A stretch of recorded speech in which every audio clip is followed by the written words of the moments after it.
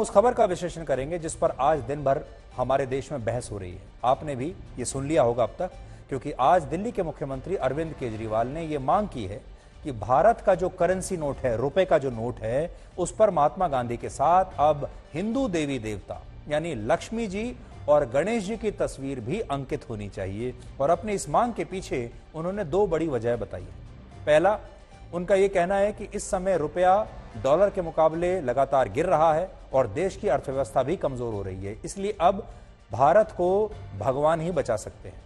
दूसरा, उनका कहना है कि अगर भारत के करेंसी नोट पर लक्ष्मी गणेश को स्थान दिया जाता है तो यह भारत की अर्थव्यवस्था के लिए बड़ा शुभ होगा और इससे देश को उनका यानी भगवान का आशीर्वाद मिलता रहेगा और इससे डॉलर की तुलना में रुपए की स्थिति भी सुधर जाएगी। तो उन्हें लगता है कि सिर्फ लक्ष्मी गणेश की तस्वीर छापने से ही रुपया मजबूत हो जाएगा।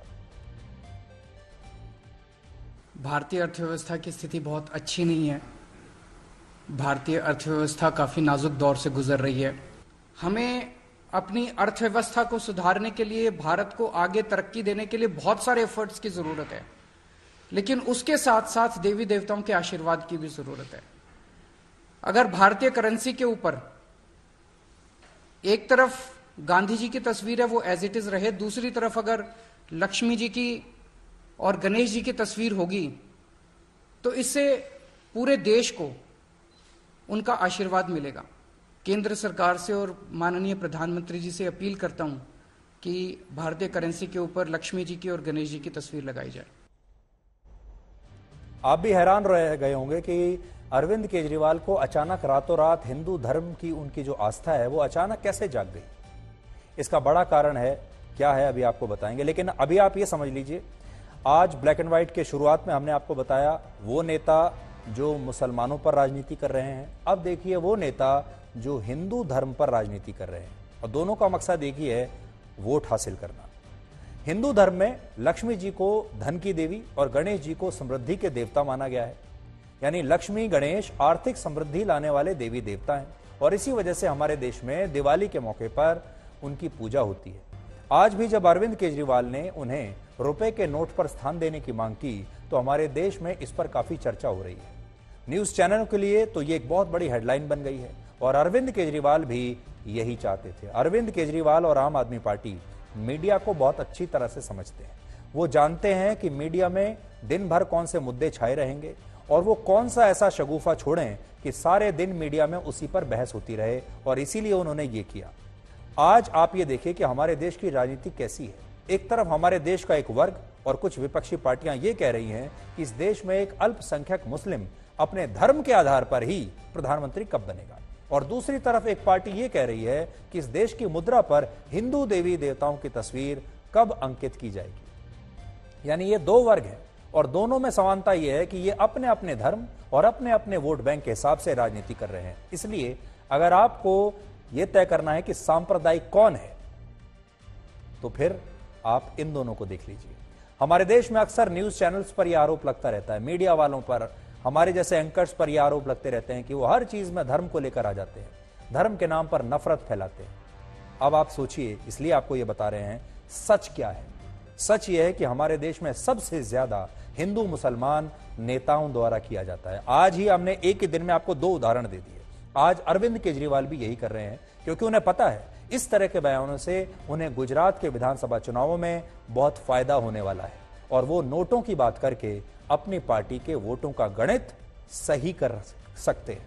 असल में केजरीवाल आज भारत के वोटर्स और भारत के मीडिया को अच्छी तरह से समझ चुके हैं। वो जानते हैं उन्हें लोगों से वोट कैसे मिलेंगे और मीडिया में मुफ्त की कवरेज कैसे मिलेगी। उदाहरण के लिए 2020 में दिल्ली में विधानसभा के चुनाव हुए थे, तब उन्होंने खुद को भगवान हनुमान का भक्त बताया था। एक इंटरव्यू के दौरान उन्होंने हनुमान चालीसा का पाठ भी कर दिया था।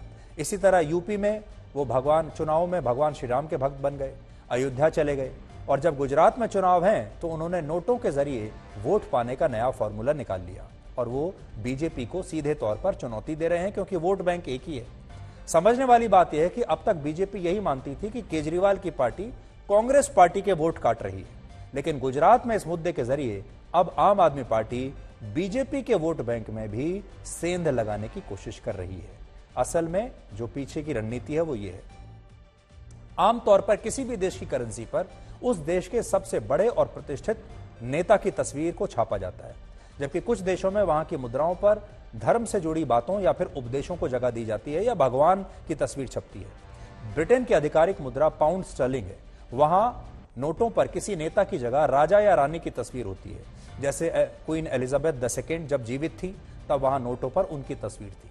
उनकी मृत्यु के बाद जब किंग चार्ल्स III वहां के राजा बने तो अब वहां नए नोटों पर उनकी तस्वीरें छपेंगी। इसी तरह अमेरिका की करेंसी US डॉलर है।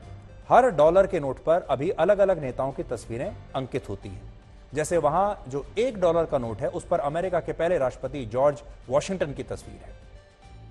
इसी तरह चीन की करेंसी युआन है और उसके नोटों पर कम्युनिस्ट पार्टी के संस्थापक और पहले राष्ट्रपति माओ त्से तुंग की तस्वीर छपी होती है। सऊदी अरब के करेंसी नोट पर वहां के संस्थापक शेख जायद बिन सुल्तान अल नाहयान की तस्वीर है। इसके साथ ही वहां के नोटों पर शेख जायद मस्जिद की तस्वीर भी छपी होती है।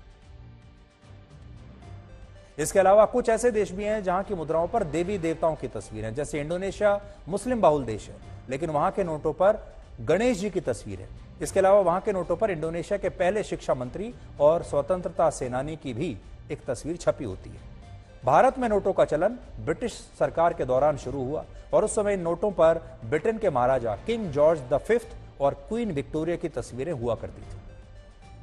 आजादी के बाद 1949 में पहला ₹1 का नोट छपा, उस पर अशोक स्तंभ की तस्वीर छपी थी।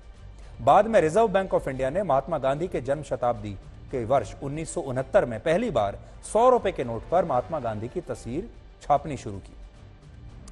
गांधी जी की जो तस्वीर आजकल आपको नोटों पर दिखती है, यह पहली बार 1987 में छपी थी हमारे देश में। तो अब आप यहां पर यह समझ गए होंगे कि यह कितना बड़ा एक राजनीतिक मुद्दा बनाने की कोशिश हो रही है और जिसमें धर्म का इस्तेमाल हो रहा है। लेकिन एक बात हम जरूर कहना चाहेंगे, भारत एक धर्मनिरपेक्ष देश है और एक धर्मनिरपेक्ष देश में धर्म को पैसे से यानी करेंसी से दूर रखना चाहिए। इसलिए हम इस बात के पक्षधर नहीं हैं कि लक्ष्मी या गणेश की तस्वीर छपे। अगर आपकी बहुत श्रद्धा है, आप मानते हैं, अपने दिल में उन्हें रखिए, अपने घर में पूजा कीजिए, अपने जीवन में उनके संदेशों का पालन कीजिए और आप अपने निजी जीवन में जो चाहे करिए। लेकिन नोट पर यह छापकर असल में उनकी नजर नोट पर नहीं है बल्कि वोट पर है।